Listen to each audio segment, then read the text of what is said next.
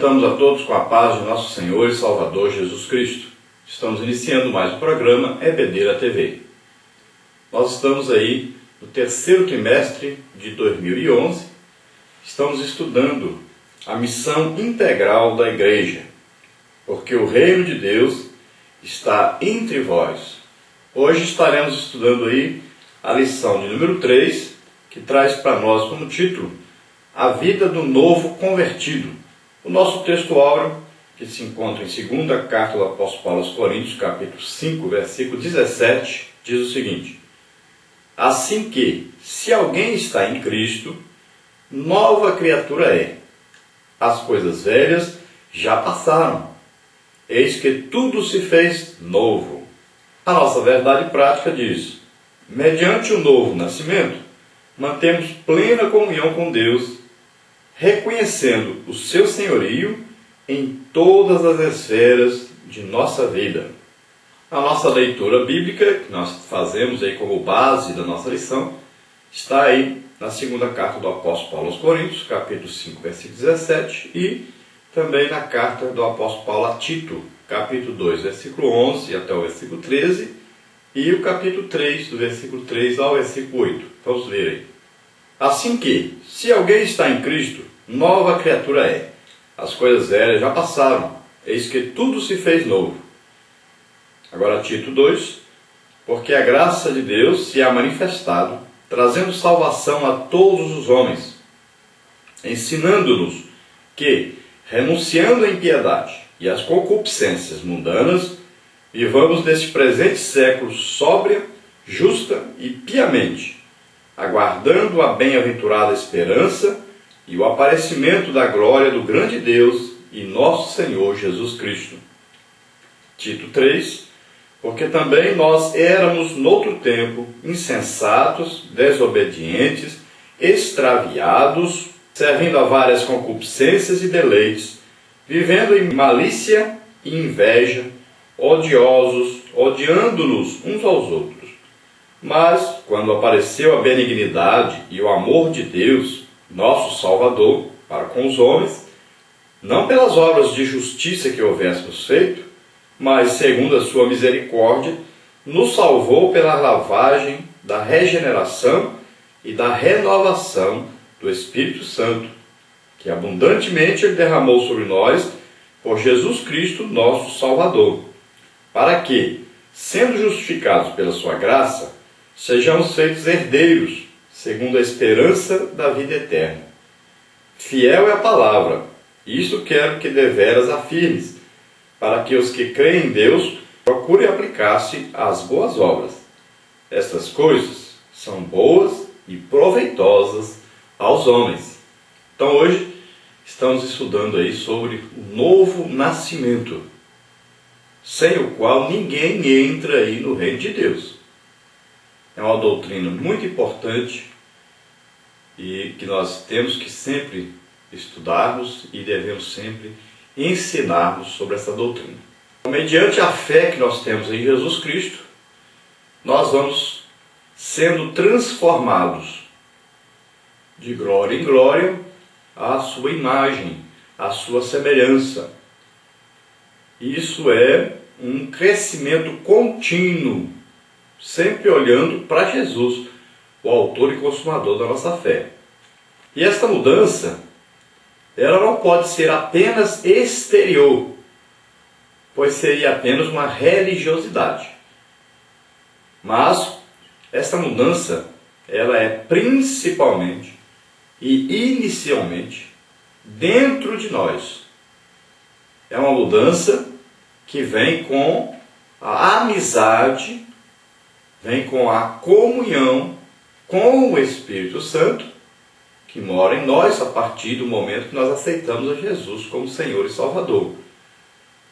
E vem aí agora com a amizade, então, que é basicamente o cristianismo. É uma amizade, uma intimidade, um viver contínuo, tendo aí Jesus Cristo como cabeça, como aí aquele que comanda, como aquele que dirige. Então temos agora Jesus como Senhor de nossa vida. Então todo aquele que professa a sua fé em Jesus Cristo, ele deve viver em novidade de vida, ele deve viver de maneira que agrade ao seu proprietário, ao seu dono, que é Deus. Então, não é apenas uma mudança externa. Muitas vezes a pessoa tem aí uma aparência exterior muito boa, uma oratória muito boa.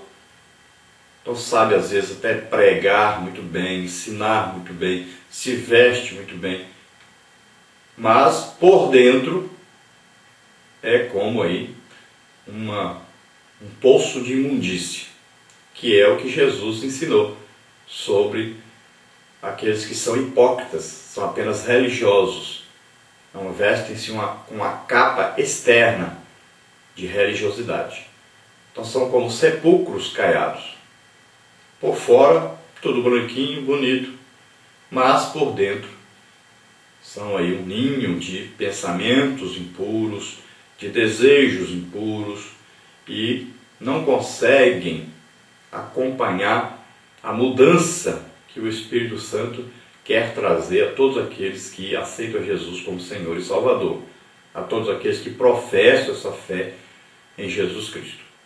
Então é preciso que haja um novo nascimento real e aí um desejo de servir realmente a Deus e de ser cada dia mais santo, santificando a nossa vida cada dia, porque nós temos olhado para aquele que é santo, que é perfeito, que é justo, que é verdadeiro, que é Jesus Cristo. Então, para nós falarmos aí sobre o novo nascimento, para nós introduzirmos este assunto, nós podemos aí usar esse quadro que nós temos aí em nossa revista do professor. Veja aí, o novo nascimento é. Então vamos ver o que é esse novo nascimento. Então é a regeneração. Carta do apóstolo Paulo a Tito, capítulo 3, versículo 5. Olha, dentro desse assunto regeneração, nós temos que prestar muita atenção, porque isso significa gerar de novo. Significa que nós temos que morrer para poder nascer de novo. E não é um morrer físico, como ensinam principalmente os espíritas. Então eles acham que o nascer de novo significa que a pessoa, quando morre, nasce em outra pessoa. Então ele vai procurar aperfeiçoar os erros que a pessoa passada cometeu, e ele vai melhorar essa condição. Depois, quando ele morrer, nasce em outra pessoa ou em outro animal, alguma coisa assim, e aí ele vai procurando desenvolver esse espírito até se tornar um espírito de luz, um espírito perfeito. Mas não é isso que Jesus está ensinando. Jesus está falando a respeito de nascer de novo no mesmo corpo físico que a pessoa tem. Não vai mudar de corpo. Aquele corpo não vai morrer. Então a pessoa aceitou Jesus como Senhor e Salvador. Existe aí um morrer? Existe. Mas é um morrer espiritual. É um morrer também da alma para o pecado, para a semente maligna que existe no homem, que foi adquirida por Adão quando pecou e passou a todos os seus descendentes. Então esse morrer aqui significa cessar, parar de pecar. Significa agora cortar, tirar a barreira que existia, separando-nos de Deus. Agora existe um religamento do nosso espírito com o Espírito Santo. E existe aí também um cortar relação com o pecado. Então você vai começar de novo. Por que é tão difícil a vida do cristão? É uma vida de luta contra o pecado. Não só contra o pecado, mas contra Satanás e toda a sua hoste maligna, todos os seus demônios. É uma luta contra os desejos carnais. É uma luta contra nós mesmos também. Por quê? Porque nós continuamos no mesmo corpo. E este corpo, no passado, estava sujeito ao pecado. Era filho da ira. Vivia para si cumprir os desejos, né? Para se satisfazer.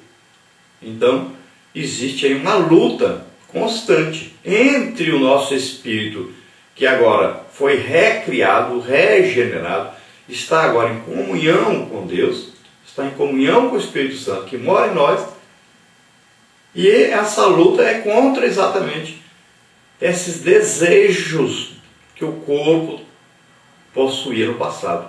E eles devem ser mortos, vencidos. Continuando em nosso quadro, o novo nascimento é condição essencial para entrar no reino de Deus. Veja João 3, 3 a 5. Então Jesus disse, olha, se você não nascer de novo, você não poderá ver o reino de Deus. Então veja bem, é preciso haver esse novo nascimento espiritual. E isso é um milagre. Ninguém fabrica isso. Muitos estão tentando fabricar. Então quando nós recebemos aí o Espírito Santo, isso é um ato milagroso de Deus. Você ouviu a palavra de Deus, a pregação do Evangelho. E você foi convencido pelo Espírito Santo do pecado, da justiça e do juízo. E você então, neste momento, tomou uma decisão. E essa decisão fez com que o Espírito Santo de Deus viesse morar em você. Então é uma coisa espiritual e vem de cima. Ninguém consegue fabricar isso. O que as religiões estão fazendo? Estão tentando obrigar as pessoas a ter uma mudança. E conseguem pela força. Muitos querem pela força física principalmente, ou pela força psicológica, ou pela força financeira, ou pela força política. Então essas pessoas são colocadas numa religião e ali existem normas.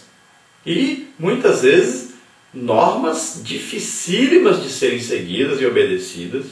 E então se torna apenas aí um novo religioso essa pessoa. Ela se submete a essas normas.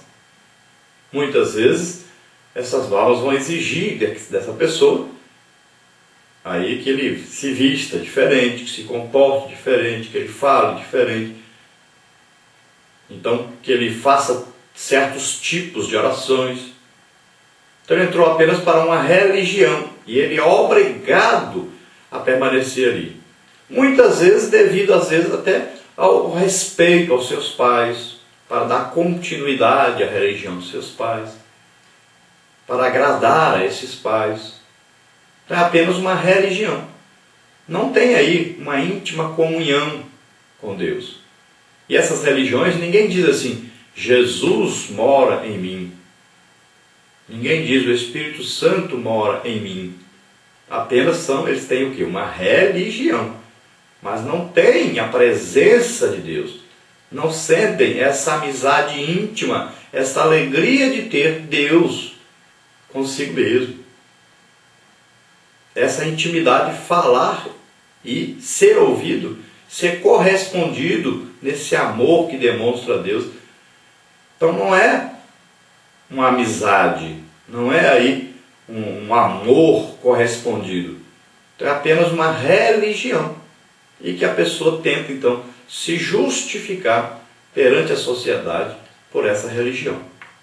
No quadro aí nós temos também o novo nascimento é uma mudança interior que reflete no exterior. 2 Coríntios 5,17. Então veja bem, a mudança vem de cima, vem de Deus. Ninguém fabrica isso. Então ela começa dentro de nós. Por isso que existe uma mudança radical, rápida. Porque vem de dentro para fora. As pessoas querem, na sua religiosidade, querem que exista uma mudança fora para que depois exista uma mudança dentro. E isso não é de Deus. Isso é forçado. Isso é humana, essa reação. Então você é obrigado